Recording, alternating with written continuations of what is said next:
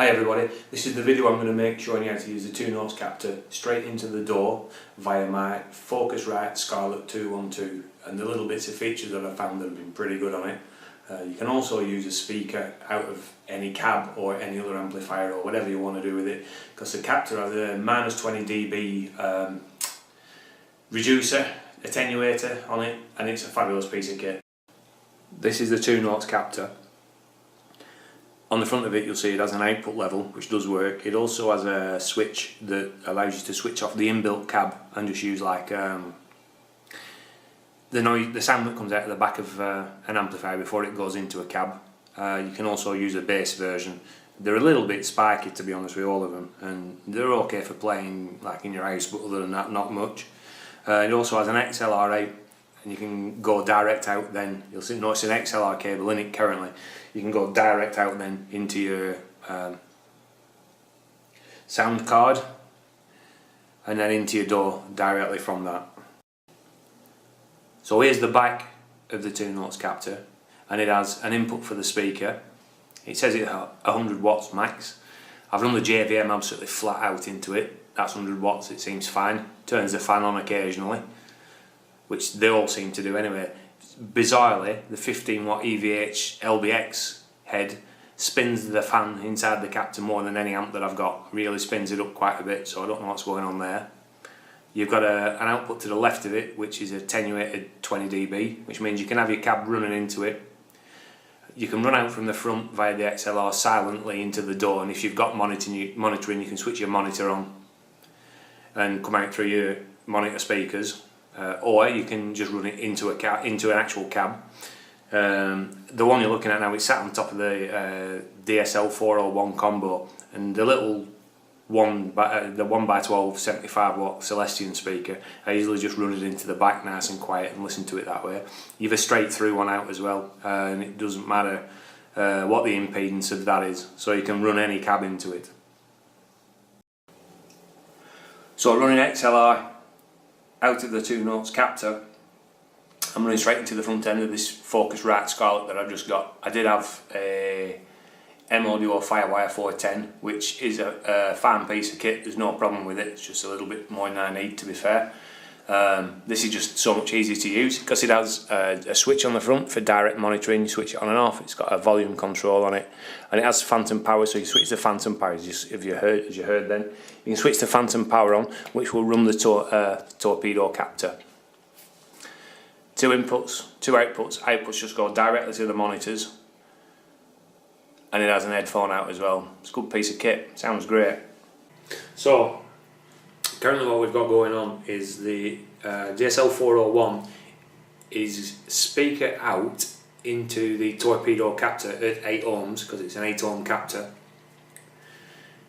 Out of that it's going straight into, via the XLR, straight into the Focusrite Scarlett, and coming out via the monitors on the computer because it has direct monitoring. And it gives you audio.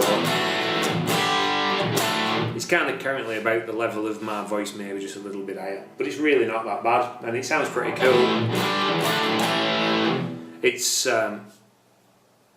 using the speaker sim that's built into the torpedo captor. They're a little bit toppy, but it's not that bad. Now if you look at it, I don't know if you can see the controls on the DSL, but the volume is absolutely well up. It's like way over half. And on these you get to about half. It's about as low as it's going to get. 40 watts in a bedroom, it'd be taking my head off now. So it's really okay. I've not had Karen coming whacking on the door shouting and screaming at me, so it's really not that bad. However, what I can do, and I'll just have to move, give me 1 second, you'll see a little bit of movement. I can plug into the back of here. I can get the cable that runs from the speaker, put it into the 20 dB, and you'll instantly notice there's going to be a little bit more noise. It's 20 dB attenuated.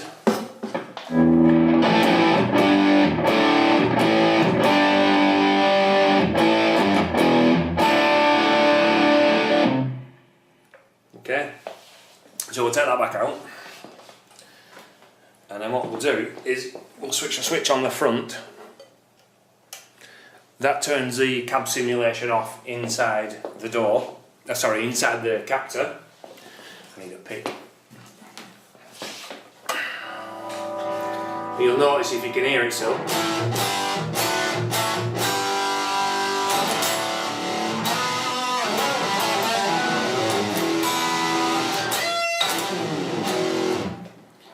Very, very, very spiky indeed. On that same setup now, I'm going directly into the door, which is Cakewalk, which is I think the one you're using as well, Rob.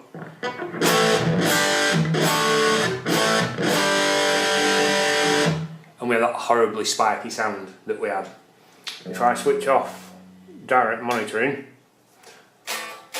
no sound, but then switch on, I think it's input echo or what you hear or whatever it is, and we have going straight into a cab. Let's just drag this across a little bit, and you can do the usual change whatever you want to do. Let me just put a different cab on, 4x12. I've got to pick one that I own. I don't own that many.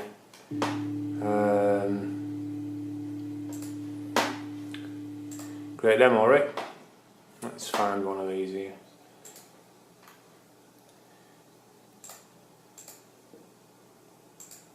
Turn all them off.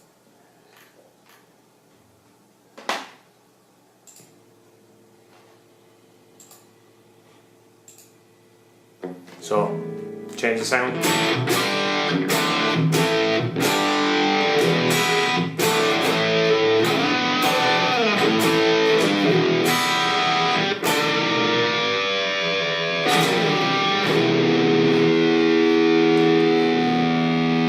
It's really kind of that easy.